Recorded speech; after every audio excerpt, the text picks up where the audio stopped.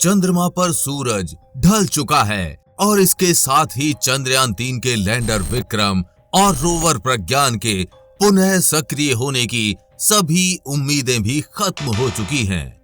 अब इस बात का ऐलान शुक्रवार को एक जाने माने अंतरिक्ष वैज्ञानिक ने भी कर दिया है, जो कि भारत के चंद्रयान 3 मिशन के संभावित अंत का संकेत है। मिशन से सक्रिय रूप से जुड़े रहे अंतरिक्ष आयोग के सदस्य एवं इसरो के पूर्व अध्यक्ष एएस किरण कुमार ने कहा, नहीं, अब चंद्रयान 3 के लैंडर विक्रम और रोवर प्रज्ञान के फिर से सक्रिय होने की कोई उम्मीद नहीं है। अगर ये होना होता तो अब तक हो जाना चाहिए था, यानी चंद्रयान 3 मिशन का सफलतापूर्वक अंत हो चुका है और अब इनके जागने की कोई संभावना नहीं है। लेकिन चंद्रयान 3 के कुछ ऐसे हिस्से हैं जो इसरो के लिए सालों तक काम करते रहेंगे और चांद की फोटोज और डेटाज लेकर इसरो तक भेजते रहेंगे। अब आप सोच रहे होंगे, जब चांद पर लैंडर और रोवर डीएक्टिव हो चुके हैं तो ये कौन से हिस्से हैं जो चांद पर काम करते रहेंगे? तो पहला है प्रोपल्शन मॉड्यूल। 17 अगस्त 2023 की तारीख तो आपको याद ही होगी, जब चंद्रयान 3 2 टुकड़ों में टूटकर अलग हो गया था। प्रोपल्शन मॉड्यूल को छोड़कर विक्रम लैंडर चांद पर उतरने के लिए आगे के रास्ते पर चल पड़ा था, जबकि प्रोपल्शन मॉड्यूल 100x100 की ऑर्बिट में घूम रहा था। ये 3 महीने बाद भी आज भी ऐसे ही चांद के चक्कर लगा रहा है। आइए आपको बताते हैं ये कैसे सालों तक भारत के काम आएगा। जब चंद्रयान 3 की लॉन्चिंग हुई थी, तब प्रोपल्शन मॉड्यूल के अंदर 1696.4 किलोग्राम फ्यूल भरा गया था। रॉकेट ने पृथ्वी की कक्षा को छोड़ दिया था और अलग हो गया था। इसके बाद प्रोपल्शन मॉड्यूल के सहारे ही आगे का सफर लैंडर और रोवर ने किया। इस प्रक्रिया में प्रोपल्शन मॉड्यूल के सहारे पृथ्वी के चारों तरफ 5 बार ऑर्बिट बदली गई, जिसके लिए 6 बार इंजन ऑन किया गया था। इसमें ऑर्बिट करेक्शन भी शामिल है। इसके बाद चंद्रयान 3 चांद के हाईवे पर गया, यानी ट्रांस ल्यूनर ट्रेजेक्ट्री में पहुंचा। फिर चंद्रमा के चारों तरफ 6 बार प्रोपल्शन मॉड्यूल का इंजन ऑन किया गया। कुल मिलाकर 1546 किलोग्राम फ्यूल खत्म हुआ।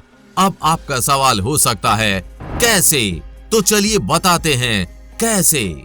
पृथ्वी के चारों तरफ 5 बार प्रोपल्शन मॉड्यूल के थ्रस्टर्स को ऑन किया गया, तब 793 किलोग्राम फ्यूल लगा।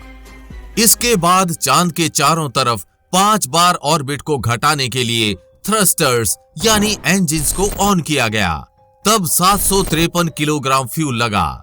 कुल मिलाकर 1546 किलोग्राम फ्यूल की खपत हुई।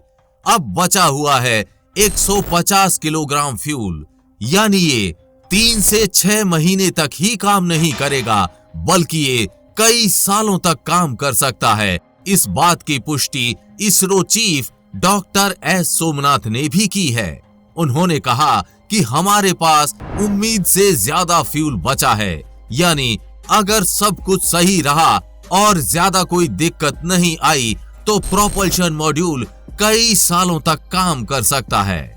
अब आप ही सोचिए, जब चंद्रयान 2 का ऑर्बिटर अभी तक काम कर रहा है तो चंद्रयान 3 के प्रोपल्शन मॉड्यूल में तो बहुत ज्यादा फ्यूल बचा हुआ है। ये कितने सालों तक काम करेगा? इसरो वैज्ञानिक ये मानकर चल रहे हैं कि सब कुछ सही रहता है तो प्रोपल्शन मॉड्यूल 4-5 साल से ज्यादा भी काम कर सकता है और भारत के इसरो को डेटास भेजता रहेगा। चंद्रयान 3 का प्रोपल्शन मॉड्यूल लगातार 3 महीने से चांद के चारों तरफ चक्कर लगा रहा है। उसने अब तक काफी डेटा भेजा है। उसमें एक यंत्र लगा है जिसका नाम है शेप, यानी spectropolarimetry of habitable planet earth. ये अंतरिक्ष में छोटे ग्रहों की खोज में लगा है, साथ ही एक्सोप्लैनेट्स को भी खोज रहा है। एक्सोप्लैनेट्स यानी सौर मंडल के बाहर मौजूद ग्रहों की जांच पड़ताल में लगा है। शेप के जरिए ग्रहों पर जीवन के संकेत या इंसानों के रहने लायक ग्रहों की खोज करना है। ये पेलोड्स लगातार काम में लगा है, बखूबी डेटा भेज रहा है।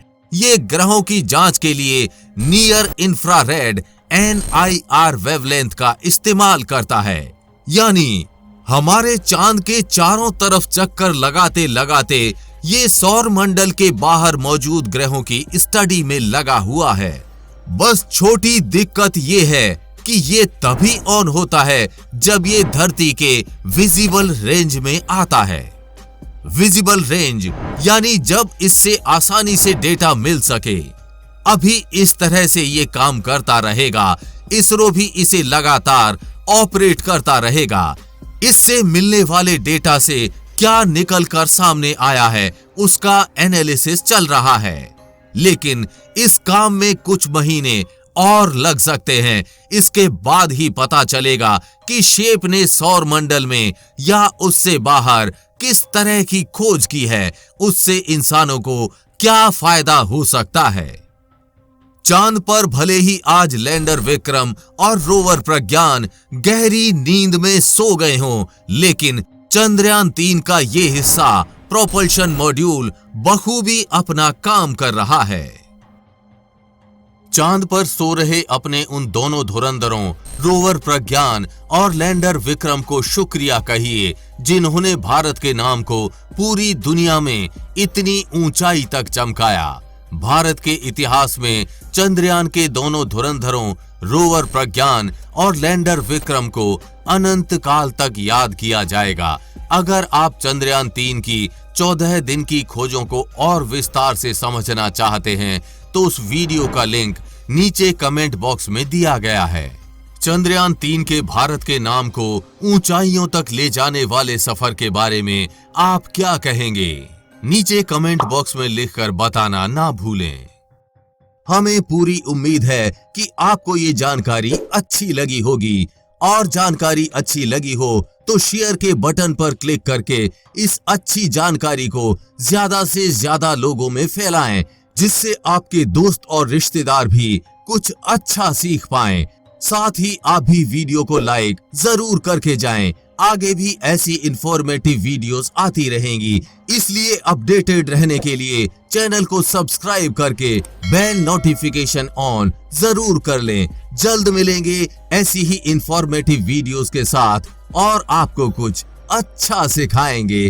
तब तक के लिए जय हिंद, जय भारत।